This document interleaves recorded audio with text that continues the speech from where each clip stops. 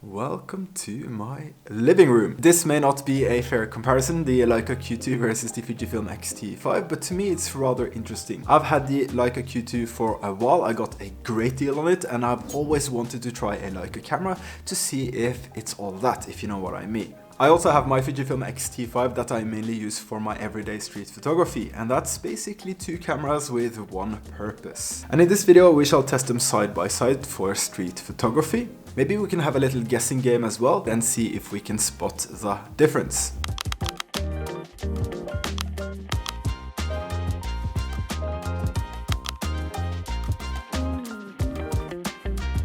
So treat this video as a hands-on field test rather than a review. To make these setups as similar as possible, I'm using the 23mm on the Fuji, which is a 35mm equivalent. The Leica has a 35mm crop feature, so the size of the photos will be the same. Both cameras has 40 megapixels, but the Leica will be a little less because of that crop. I don't think that really matters at 40 megapixels. I mean, come on.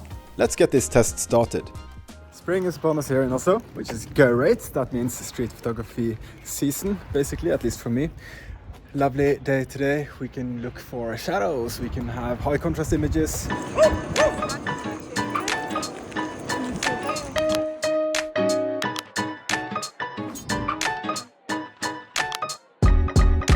And the settings for today would be exactly the same on both cameras. Let's find some shadows and find some interesting locations and try these out and compare them side by side. I found a few nice locations suitable for this little test in my neighborhood.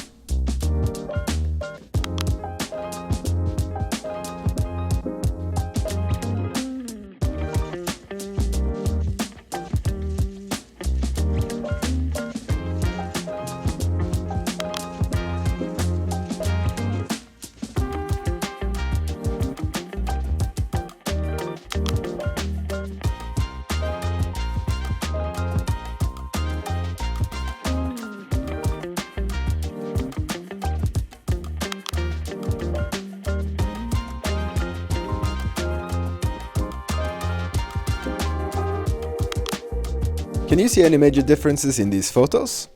Let me know what you think in the comments. The only thing I could put a finger on was that the images coming out of the Q2 seemed a little bit cleaner than on the XT5. I think the main difference boils down to something other than picture quality in these two cameras. I don't see that big of a difference, to be quite honest with you, especially in these daylight conditions, but using them side by side purely for photography, I think the Leica is the clear winner. The simplicity of the camera, the look of the camera, and the feel of the camera. Looking through that viewfinder is just an amazing experience. That Leica feeling right there. Versus the Fujifilm with still a good viewfinder, but not even close to the Leica experience. But how often do you really bring two cameras to compare them side by side like this? I don't know. Probably not very often, and if I only had the XT5 with me, I probably wouldn't think twice about this. Win for the Leica right there. It's just a better photography experience in my opinion. But let's head out again in a low light setting, and I've set the cameras to the same settings basically. White balance on automatic, ISOs to 3200 just to push it a little bit, and the f-stop at 2.8. So I've done a few test shots on my way downtown to where I think might be a good idea to test this. Let's go down to these other locations, see if we can get some more sample shots, trying the Q2 and the XT5 side by side at night time. Oslo by night, boys and girls, not the neon delight I sometimes wish it was. At the very least, I got a few sample photos here and there.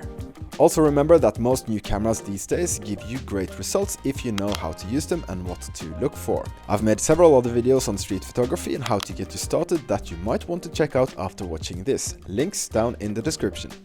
Got a few images to test with at the very least, but what I can say is that the Leica is so much nicer to work with. The viewfinder is absolutely amazing, and the screen as well. The Fuji looks a little bit noisy, but then again, how often do you go out with two cameras just to compare the two results? I would of course normally only have one camera, but let's get back home and and talk a little bit more about, yeah, forgot what I was about to say. Anyway, let's get back home.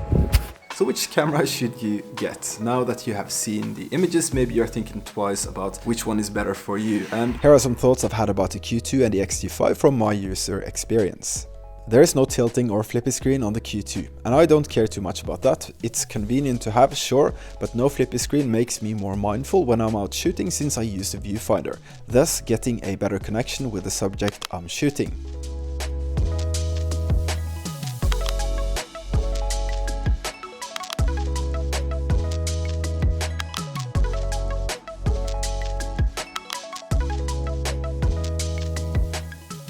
I think it definitely needs that grip and thumb support for comfortable handling, and that costs extra.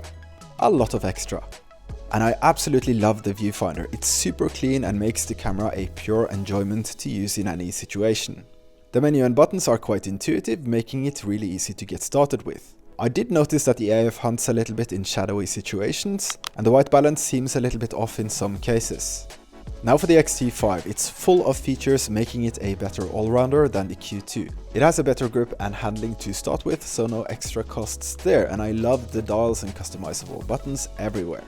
It's the camera I use the most, so I know this camera very well. Then there's the tilt screen, which is of course very handy. But for photography, using it side by side the Leica, it is way behind. The Leica, despite not having that tilt screen, is a superior shooting experience for photography.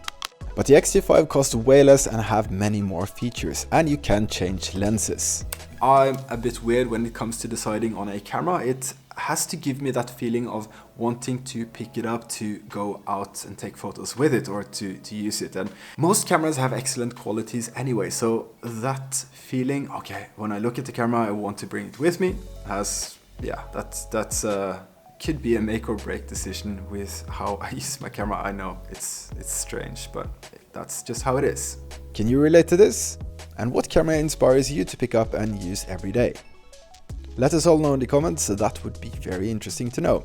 And here are my thoughts on who these different cameras are for. If you only do photography, the Leica is fantastic. It's a great user experience, and I pick this one up more often than I pick up the XT5 when I do my everyday street photography. It also has this great feature, like I've talked about, when you can crop in. I don't think that matters all that much since you have 40 megapixels. Cropping in a little bit doesn't matter. I'd use the 35 and 50mm crop without quarrel any day of the week. I think the 75mm crop is pushing it, and I'm not likely to use that at all, but it's there. And the Leica stores the full 28mm 40MP image anyway, it's just cropped automatically when you bring it into Lightroom. Now for the huge drawback about the Q2. Ridiculously expensive, and all these extra accessories comes at a very steep premium. And I would say that the thumb support is an essential, and also that camera grip for better handling. It makes the camera look cooler as well, and it protects the camera, which is also something you should think about when you buy a ridiculously expensive camera like the Leica. That being said, you can score some amazing deals on a Leica Q2 these days because it's from 2019, so it's an older model, and the Q3 is just around the corner. So that's something to think about. That's how I got my Leica, and if I sold it today I would probably get the exact same amount back. If you do photography and want to do video as well, the Fujifilm XT5 is of course the better option.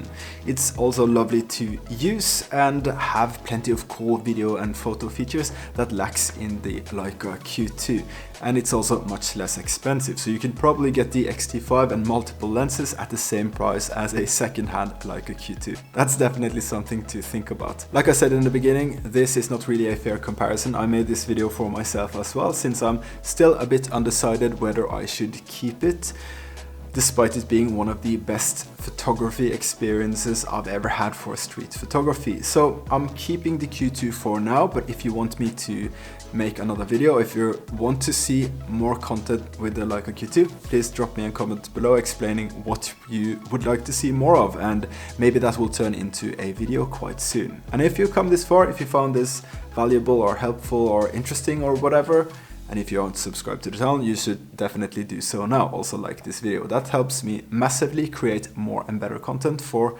you, and I hope to see you in the next one. Bye bye.